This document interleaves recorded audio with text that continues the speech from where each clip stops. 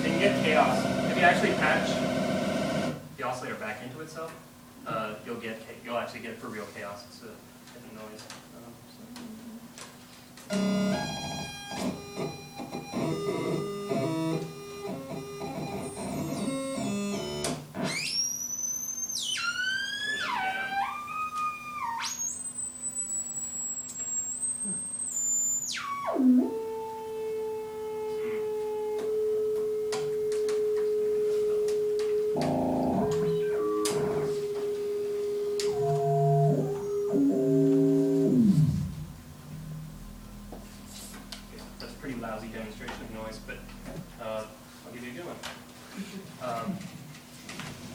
So this is kind of a famous module, and it's kind of a joke, sort of tongue-in-cheek. It's called the source of uncertainty.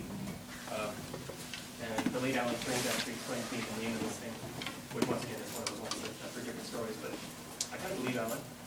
He's a pretty straight-up guy. Do you guys know who he is? Mm-hmm. He worked with Tom. He played with him in the Electric Weasel Ensemble.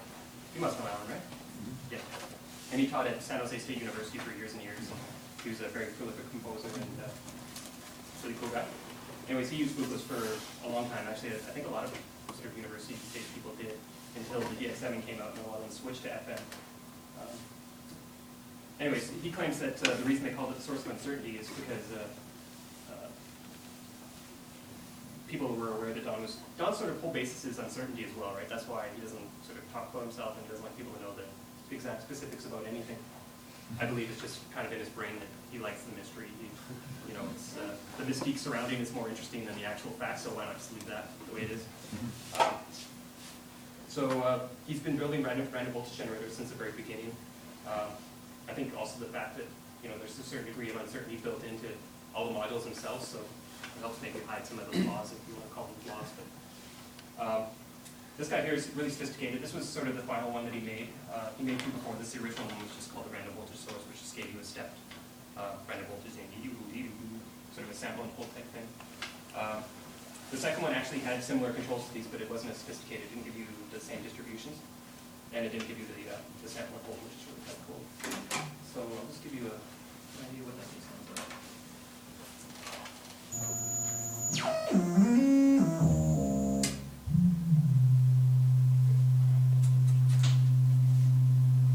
So this will just be a fluctuating random voltage.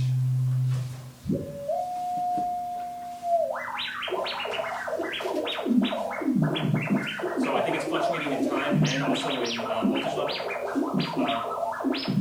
You control it with this guy here or an external voltage if you want.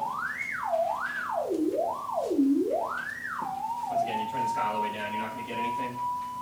Plug it into one of these guys. Plug it into one of these guys. So you got two identical guys just like that. And then this is a little bit more interesting. This is where you actually can start to get it in time if you were doing some sort of rhythmic-based music. This one isn't going to work unless we feed it a pulse input. This particular system is kind of lacking in pulses, as you can see. It usually would have had all the weird computer shit going on, but this one you've only got the pulse coming out of the keyboard, and you got the pulses coming out of the quad function generator. Now, pulse is the red jack, blue is an output, and black is a control voltage input. Any other color like violet is just an alternate control voltage output. So, put this back here and you'll hear this thing do this thing.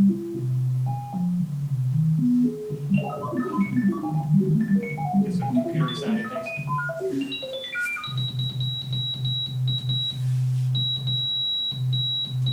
So as you can see, we're not getting much difference, and then you can set the number of stages.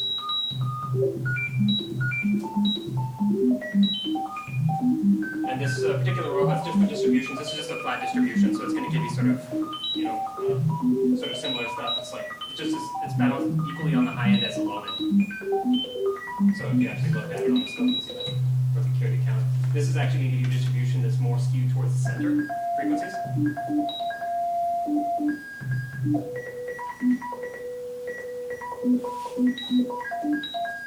if you need to do some R2D2 stuff, that's pretty much how you can do it. Once again, control voltage for a selection of number of stages, which is kind of cool. So I'm going to do it.